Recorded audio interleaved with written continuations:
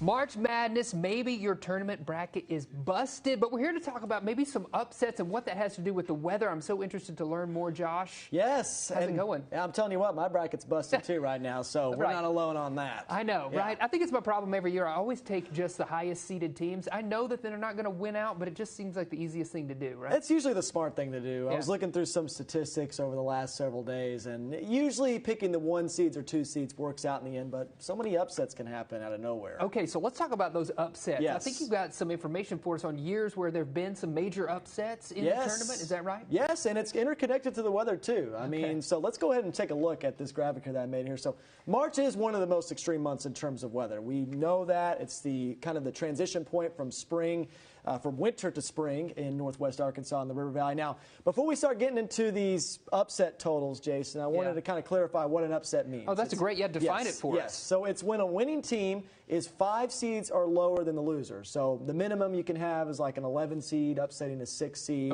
12 versus 5, things like that. So great. So those like 8, 9 games, those are not considered upsets necessarily. Those are so close to each other. Yes, exactly. Too close to be considered an upset with the teams in terms of how they're matched up. But these are the years with the most upsets. So 2011, 2006, 2014, and 1985. Now, have some fun statistics on this. 2011, by the way, that was a year when we had no #1 seeds in the Final Four. Okay. The only year that we've had no #1 seeds. Do you remember who won it that year? So it was Connecticut. Connecticut, UConn. Yes, they were a 3 seed. They took on 8 seed Butler, who made the national championship game for the 2nd straight year. I remember that. Yes. Yes, I do. And that was a crazy year in March Madness. I mean, there was teams going down left and right.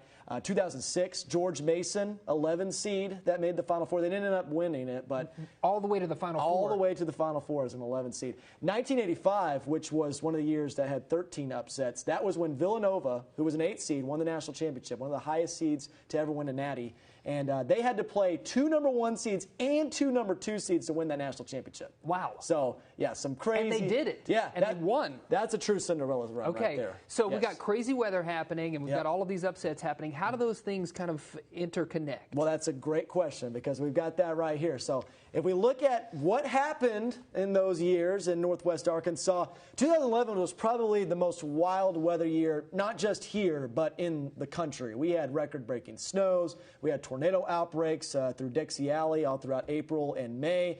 And at Drake Field, there was 5 all-time records broken at the time that year. Some of those include the most snow in one day. There was 2 feet of snow reported at Drake Field in February.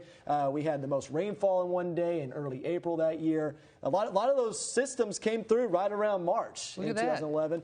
2006 was one of the warmest years on record. We were about 2 degrees above average for the entire year. 2014, the complete opposite, one of the coldest years on record.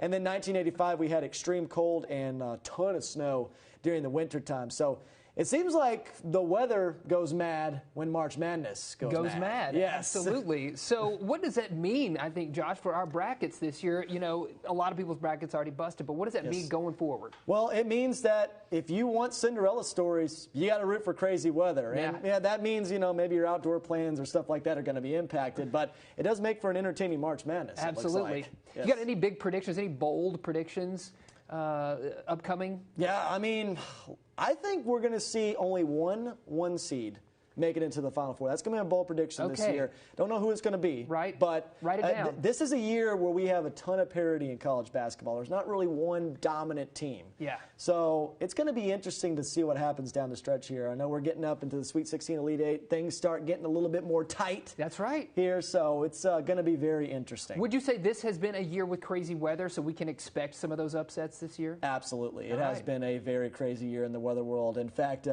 if you look at my eyes right now, I've got some bags under them.